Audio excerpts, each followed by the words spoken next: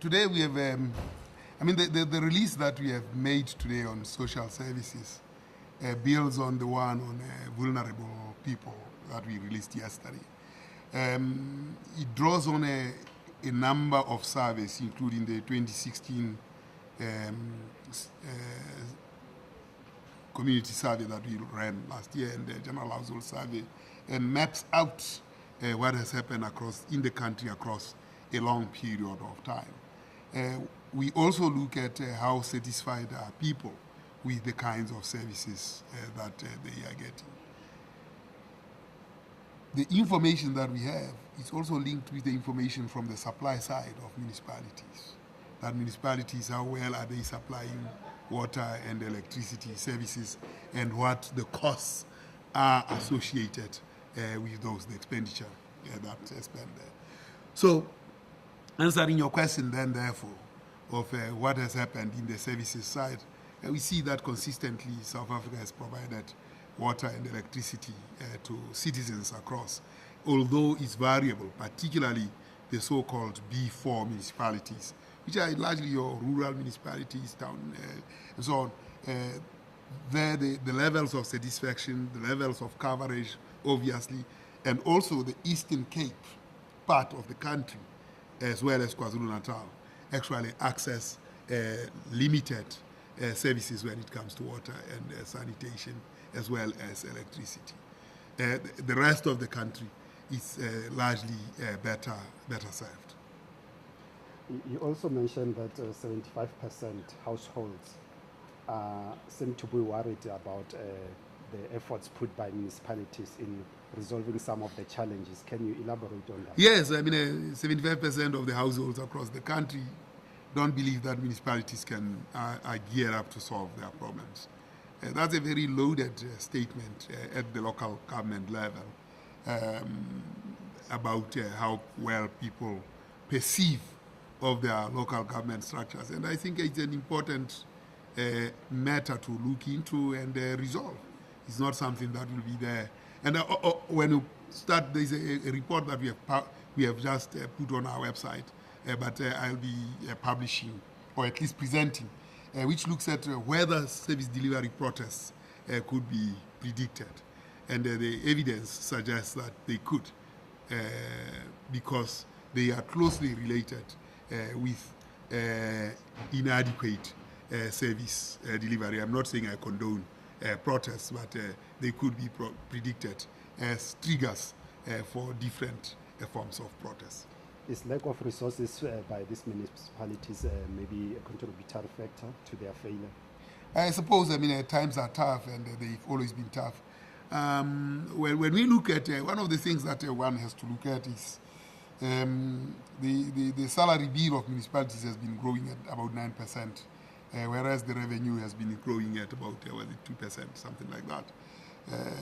So the congruence of these things is crucial, that there has to be some level of congruence in terms of what people get paid for and what services they provide. So those are some of the things that local government should look at. I think we also pointed out in the release yesterday on mining about wage increases, as well as growth in the mining sector, 2%, and wage increases running a little ahead of that. I'm not suggesting that people should get low wages, but I'm saying that these numbers must be read in conjunction. The supply of electricity, can you give us some clue where do we stand province by province?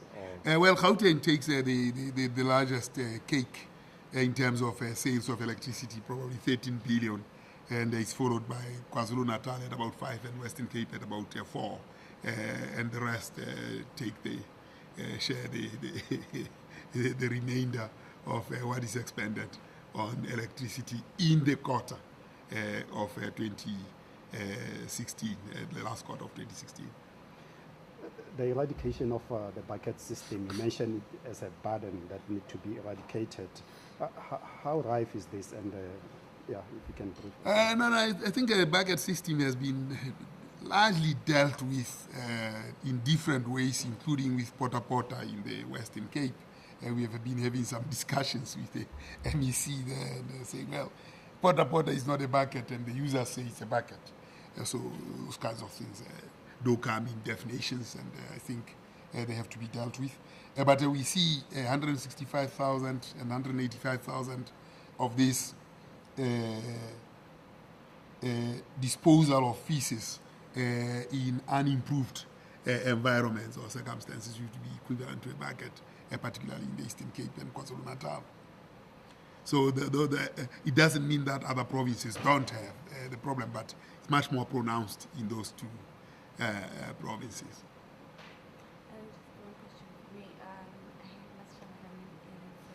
I just wanted if you could just sum up, how did you find municipalities spending, different municipalities that you include, just in summary, how did you find their spending? Was it responsible? Because we are getting some municipalities that are going under administration because they cannot handle their own finances and so forth.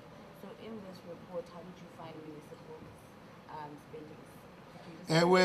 We've seen revenue streams coming in and spending as well.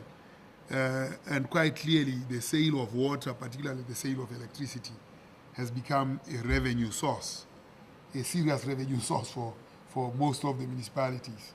And in many ways, once that money has come, it gets spent on other things other than more than paying for electricity because of the demands that are there.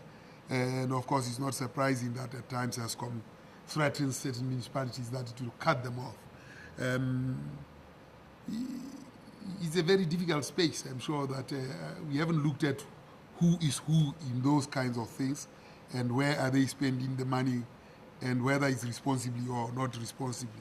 The Auditor General deals with an opinion in as far as that is concerned. But I think what is clear is that electricity has become a major source of revenue for municipalities. In a way, then it's an incentive for using that revenue well outside what it was purchased, what it was acquired for. So it could go into other services that might not be prescribed. Maybe lastly, if you had to analyze the entire situation in the municipalities, what would you say? Is the delivery up to scratch, or what would you say? Well, I mean, when we have 89% of the population covered with water and almost 86.7 covered, 97.6 covered with electricity, the deliveries, I would say it's, if you got 97% in an exam, what would you say? You'll be excited, wouldn't you? But of course, we shouldn't lose sight of the fact that there are people who are dissatisfied because of interruptions and disruptions. Also, these deliveries are very, very skewed to more urban areas, and B4 municipalities are under a lot of stress, and all the other municipalities that are outside the metros.